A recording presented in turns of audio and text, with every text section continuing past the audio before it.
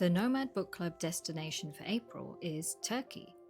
A neighbour of last month's pick, Georgia, it's a natural transition to choose Turkey next, yet this country couldn't feel more culturally different.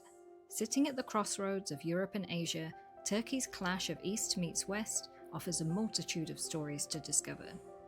From Nobel Prize-winning authors and fiction made reality, to the allure of the famed Orient Express, the rise and fall of empires to modern-day political tensions, I'm looking forward to page-traveling Turkey to better understand this nation at a deeper level.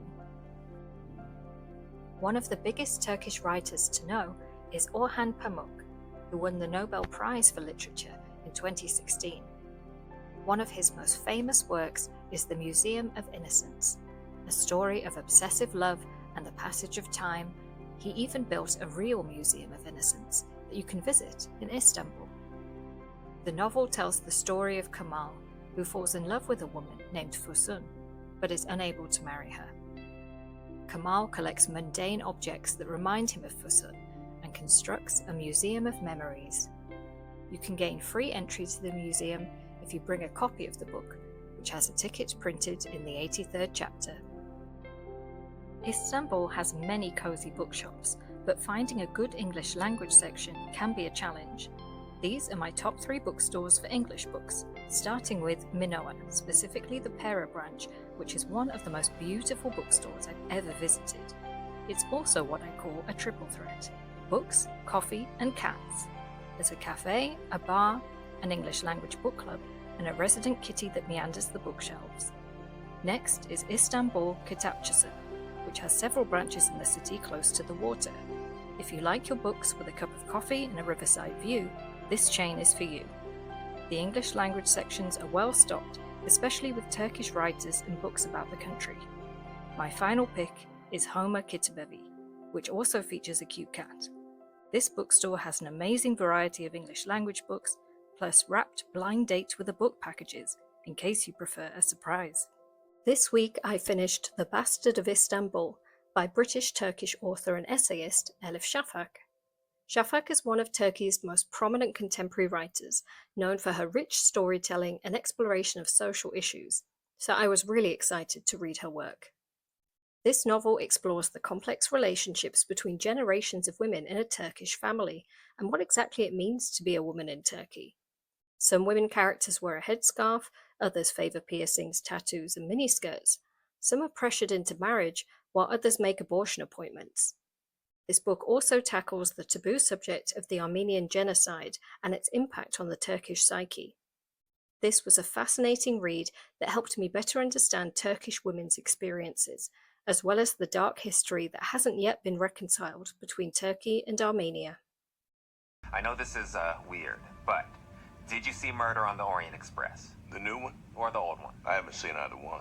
Well, then why do you care which one? I read the book. Well, I haven't read the book. That's not the point. The point is, what happens? The book is good. Okay, I'm sure it is. Someday I'll read the book.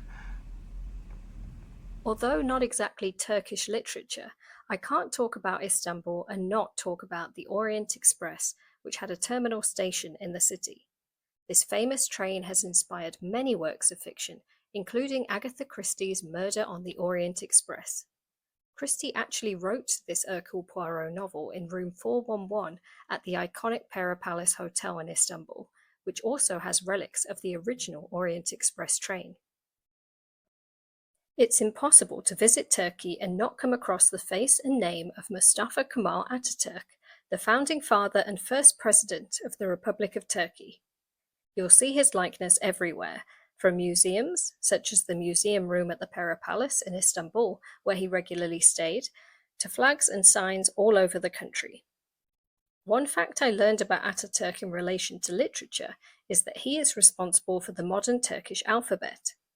At the time of the alphabet reform of 1928, the rate of literacy in the country was less than 10%. Replacing the old Ottoman Arabic script with the new Romanized Latin letters increased literacy exponentially over the next century, especially among women. For a detailed biography, I recommend Andrew Mango's Atatürk, which provides a thorough analysis of his political vision, revolutionary reforms, and lasting impact on the nation. The last book by a Turkish writer that I've read this month is The Missing Rose by Serdar Özkan, which I found in the little library at Co-working Antalya.